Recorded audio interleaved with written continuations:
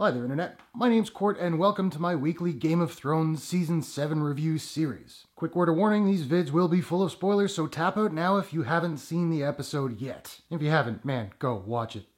Anyway, now, Season 7 finale, The Dragon and the Wolf. I hate that the season is over.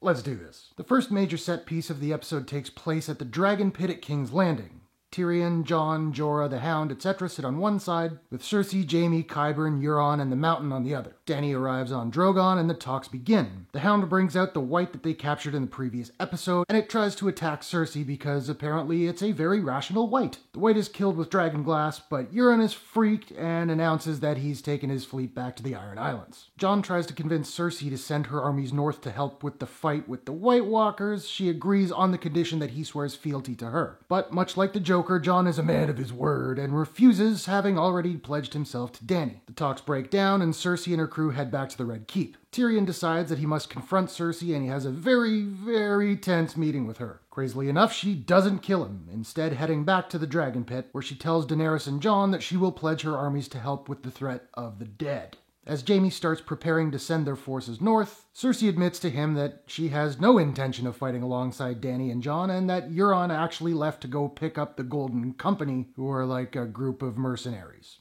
She threatens to have the Mountain kill Jaime, but he calls her bluff and leaves, heading north. Back at Dragonstone, the company prepares to sail north, and Jorah suggests that Dany fly instead of taking the ship, presumably because he read the script and knows what happens towards the end. So jelly. Theon and Jon have a conversation, Theon essentially admitting that he's a piece of shit. Jon tells him that he's both a Greyjoy and a Stark, and Theon decides he has to face Euron to rescue Yara. He heads to the shore to try and get the remainder of his men to help in his mission, and almost gets himself beaten to death. But, you know what? Sometimes being a junkless wonder is a blessing in disguise. He wins the fight, and the men decide to join him. At Winterfell, Littlefinger meets with Sansa and seemingly convinces her that Arya is out to usurp her ladyship. Ladydom? I don't know. Sansa has Arya brought into the Great Hall, where all the lords are lined up. Sansa states an accusal of murder and treason, and in the best moment of the entire episode says, "Do you deny these accusations, Lord Baelish?" Booyah! Can't believe I just said booyah. Littlefinger bandies about, saying that nobody was there for any of these crimes, and that they can't know that he was the culprit. But he forgot about my man Robot Bran, who has of course seen his betrayal of Ned Stark in the first season. He falls to his knees and begs for his life before he dies, sniveling, as Arya cuts his throat with the cat's paw dagger. I'm so glad he wasn't able to actually turn Sansa and Arya against each other. I would have hated that. Good riddance to bad rubbish. Samwell arrives at Winterfell and has a conversation with Robot Bran. Robot Bran mentions that Jon was born the bastard son of Rhaegar Targaryen and Lyanna Stark, thereby making him actually Jon Sand. Sam remembers that passage that Gilly read to him a couple episodes back, that Rhaegar had annulled his marriage to Ellaria Sand and wed Lyanna Stark. Robot Bran wards back in time and sees the wedding with Rhaegar looking exactly like Viserys, and then finds out Jon's true name.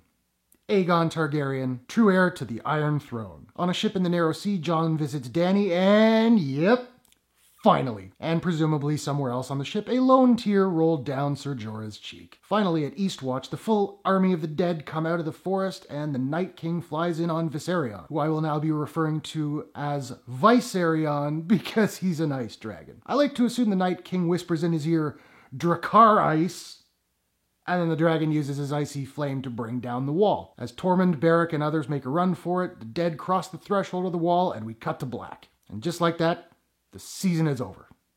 Damn it, Janet. Got a long wait for the next season, but I do plan on reviewing it whenever it comes out. Just want to say thanks to everyone who watched this little series of reviews. Thanks for watching with me. Good times. So those are my thoughts on The Dragon and the Wolf. What do you think? What did you think of the finale? And what did you think of Season 7 in its entirety? Whatever your thoughts, hit the comments below and let's discuss. If you liked this review, please smash that like button and give it a share if you really liked it. Also, consider subscribing to my channel for more reviews, movies, TV, trailer reactions, entertainment news, all that kind of good stuff. If you want to subscribe to my channel, you can do so by clicking the Court-shaped logo at the bottom right of your screen. Thanks very much for watching. I'll see you guys next season. Take care.